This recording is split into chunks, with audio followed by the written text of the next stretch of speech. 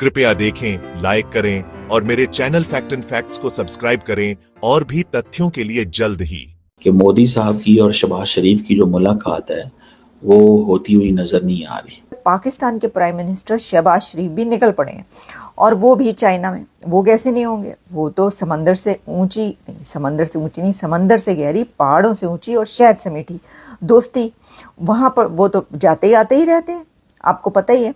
तो अब वो भी पहुँचे। लेकिन अगर आप ये सोच रहे हैं कि इस एससीओ में पाकिस्तान और इंडिया के प्राइम मिनिस्टर्स के बीच मुसाफा होगा, यानी कि हैंडशेक होगा, ये शेक हैंड होगा, तो ऐसी कोई सिचुएशन आप भूल जाएं। ऐसा कुछ नहीं होने वाला, क्योंकि हमने पहले भी कई एक समिट्स में ये बात की कि जी क्या मोदी साहब जो हैं वो हाथ मिलाएंगे शहबाज शरीफ साहब से, क्या शहबाज शरीफ वेव करेंगे मोदी को? तो ऐसा कुछ नहीं हुआ। और जैसे पहले हमने आपको बताया था कि नरेंद्र मोदी ने हाथ नहीं मिलाया शहबाज शरीफ से, मोदी साहब ने शेक हैंड नहीं किया, जयशंकर ने शेक हैंड नहीं किया अपने counter part Pakistani counter part से, वैसे ही अब भी होने जा रहा है। ना तो शेक हैंड हो गया इंडिया और पाकिस्तान की अथॉरिटीज़ के बीच, और ना तो हैंडशेक होगा, ना ही कोई दुआ सलाम हो। वो दूर दूर एक दूसरे के साथ खड़े हुए नजर आएंगे।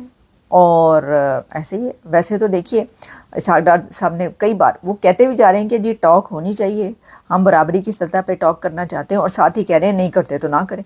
मतलब हुनसी ना ही समझिए। जब वो कहते हैं पता चल जाता है, अच्छा हुनसी ना ही समझिए, तो जब पता चल जाता है कि ना ही समझिए तो फिर कहते हैं नहीं तो ना सही। तो ये हैं हालात। तो इसमें जो है ये जो हम बात करते हैं इंडिया पाकिस्तान के बीच, क्या कोई था होगा, था क्या, वाह था ना, कुछ भी सब कुछ लगा लें, कुछ नहीं होगा।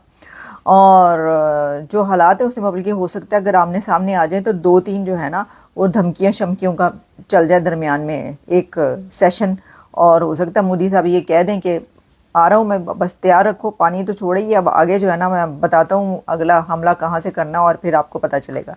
और दूसरी तरफ से कहा जाए हमारे पास भी पॉपो भर के बम है, देख लें, फिर हमें छेड़ा तो फिर खैर नहीं है। तो ये सिचुएशन हो सकती है, लेकिन दूसरी वाली नहीं हो सकती। अच्छा जी, इसके अंदर एक और बड़ी डेवलपमेंट मैं आपको बता दूँ, वो क्या? एक ऐसा इवेंट है जिसकी नरेंद्र, लेकिन कहा यह जा रहा है कि मोदी बॉयकॉट कर रहा है उसका।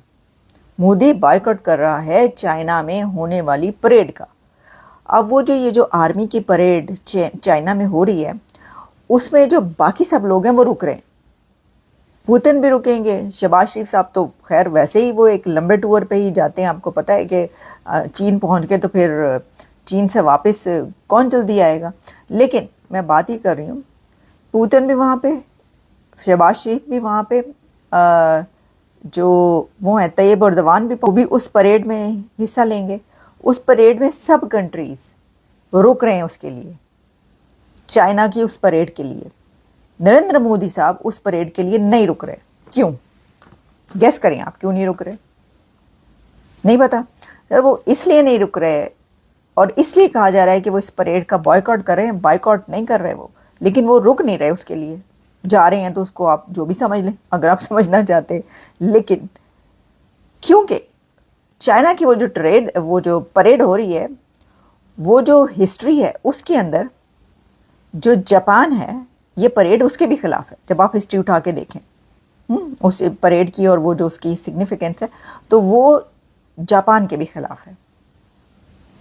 तो जापान और चाइना के बीच जो चलता रहा है हिस्ट्री, रिसेंट हिस्ट्री और अभी भी पास्ट जो है, तो उसमें इंडिया तो जापान का बहुत अच्छा दोस्त बन चुका है, बन क्या चुका है। उनके तो बहुत ही अच्छे डेकेड से बड़े ही अच्छे पार्टनर्स हैं वो तो, जापान और इंडिया।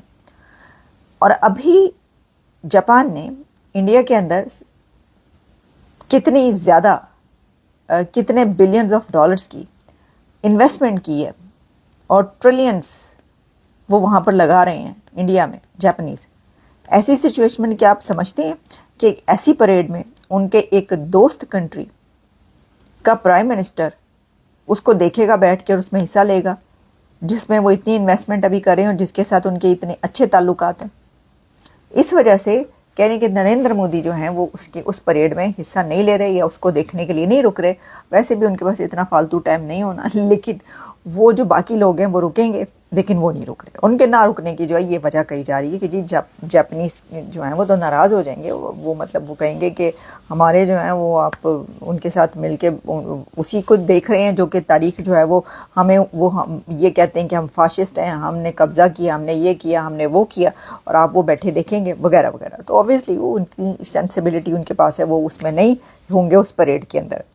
तो जो शहबाज शरीफ साहब हैं वो जम के बैठ के देखेंगे, ठीक है, क्योंकि जापान और पाकिस्तान की कहाँ इतनी बड़ी ट्रेड या वो इन्वेस्टमेंट कितों ला रहे हैं, वो कहेंगे जी इन्वेस्टमेंट लगाएं तो फिर हम सोचेंगे कि उसका हम कुछ खबर।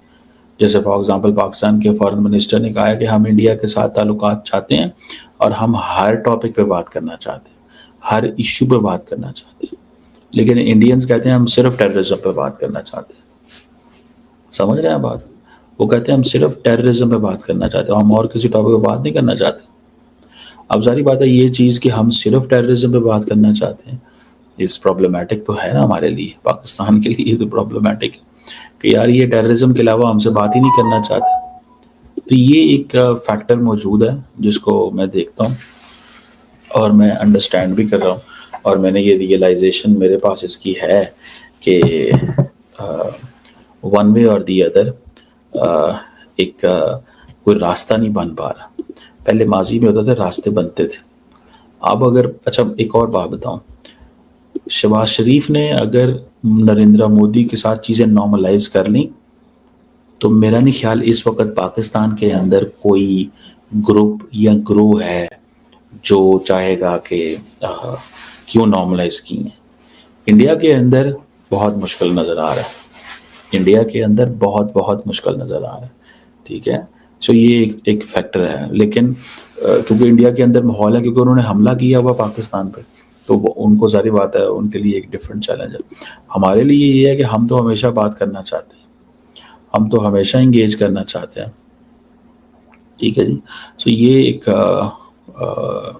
एक फैक्टर मौजूद है हमारे पास। इंडियन जो लीडरशिप है उनको इस चीज़ की कोई परवाह नहीं है, वो समझते हैं कि यार ठीक है जो मर्जी करते रहें, कहते रहें, हमने अपनी मर्जी करनी है। और देन फिर ये है ना कि हमारे ऊपर प्रेशर भी आता है जो सच्ची बात करनी चाहिए कि जी आप ताल्लुकात ठीक करें। अच्छा हम ताल्लुकात कैसे ठीक करें? हम जो मतलब हम जैसे मर्जी कर लें, अगर इंडिया वो नहीं वो उस लाइन लेंथ पे आता तो चीज़ें कैसे बेहतर होंगी? So it's not possible. So ये जो इंडिया और उसकी पाकिस्तान की नॉर्मलाइजेशन है ये मुमकिन नहीं है। और माजी में भी जो छोटे मोटे की हैंडशेक हुए थे, अब आपको याद होगा कि जब जयशंकर साहब पाकिस्तान आए थे तो तब क्या हुआ था? जब जयशंकर साहब पाकिस्तान आए थे तो तब ये कोशिश की गई कि यार हाँ ताल्लुकात को किसी ना किसी तरीके से ठीक किया जाए, ताल्लुकात को नॉर्मलाइज किया जाए। कुछ उनको बड़ा एक्स्ट्राऑर्डिनरी पाकिस्तान ने प्रोटोकॉल दिया था, मुझे याद है सारी बात, मैं उस वक्त इस्लामाबाद में था। बहुत एक्स्ट्राऑर्डिनरी प्रोटोकॉल जयशंकर को दिया, लेकिन आपको पता है कि the policy in India regarding Pakistan is not controlled by the Indian MEA. Indian MEA control नहीं करती, the policy in India is controlled by the PMO. PMO deal करता है वहाँ, उनके पीएमओ को पता है पाकिस्तान के साथ क्या करना है। 3 बंदे हैं, ये मुझे बड़े टॉप लेवल पे एक दफ़ा एक बंदे ने बताया था, the one who has been in talks with India, ठीक है, सीनियर पाकिस्तानी एक थे, उन्होंने कहा था कि अमित शाह, डोवल एंड मोदी, 3 बंदे। पाकिस्तान के पत्रकार कमर चीमा फिर से रोते धोते नजर आ रहे हैं। वजह क्या है? वजह यह है कि हाल ही में एक इंटरनेशनल इवेंट में जब पाकिस्तान के प्रधानमंत्री शहबाज शरीफ और भारत के प्रधानमंत्री नरेंद्र मोदी आमने सामने आए तो मोदी जी ने उनसे हाथ मिलाने से साफ इनकार कर दिया। अब ये बात सुनकर पाकिस्तान की मीडिया और खासकर कमर चीमा जैसे लोग बौखला गए हैं। वो कह रहे हैं देखो जी, मोदी ने हमारे वजीर आजम की तौहीन कर दी, ये भारत हमारे साथ रिश्ते नहीं रखना चाहता, ये तो हमारी इज्जत गिरा रहा है। लेकिन सच्चाई क्या है? सच्चाई यह है कि भारत की विदेश नीति आज ऐसी स्थिति में है कि मोदी जी को किसी से हाथ मिलाने या न मिलाने से फर्क नहीं पड़ता। असल में पूरी दुनिया आज भारत को एक बड़ी शक्ति के तौर पर देख रही है। अमेरिका, जापान, यूरोप सब इंडिया की तरफ दोस्ती का हाथ बढ़ा रहे हैं। वही पाकिस्तान IMF के कर्ज की किश्तों के लिए हाथ फैलाता फिर रहा है। सोचिए जरा, शहबाज शरीफ जिनके मुल्क की हालत यह है कि आटा, बिजली, पेट्रोल तक के लिए जनता त्राही त्राही कर रही है, अगर ऐसे लीडर से मोदी हाथ न मिलाए तो इसमें इतना रोने की क्या बात है। ये तो पाकिस्तान की सरकार और मीडिया को सोचना चाहिए कि आखिर ऐसी हालत क्यों बनी कि भारत उनसे दूरी बनाए हुए है। कमर चीमा का रोना असल में पाकिस्तान की हकीकत दिखाता है। जब भी इंडिया मजबूती से खड़ा होता है, पाकिस्तान की मीडिया बौखला जाती है। मोदी जी का एक हाथ न मिलाना पाकिस्तान के लिए इतना बड़ा मुद्दा है क्योंकि उनके पास अब कोई और नैरेटिव ही नहीं बचा। तो दोस्तों, असली सवाल ये नहीं कि मोदी जी ने हाथ क्यों नहीं मिलाया, असली सवाल यह है कि पाकिस्तान अपनी इज्जत बचाने के लिए क्या कर रहा है। क्योंकि जब तक पाकिस्तान आतंकवाद की पनाहगाह बना रहेगा और कर्ज की कटोरी लिए घूमता रहेगा, कब तक मोदी जी तो क्या, कोई भी गंभीर नेता उनसे दूरी ही बनाएगा। कृपया देखें, लाइक करें और मेरे चैनल फैक्ट एंड फैक्ट्स को सब्सक्राइब करें और भी तथ्यों के लिए जल्द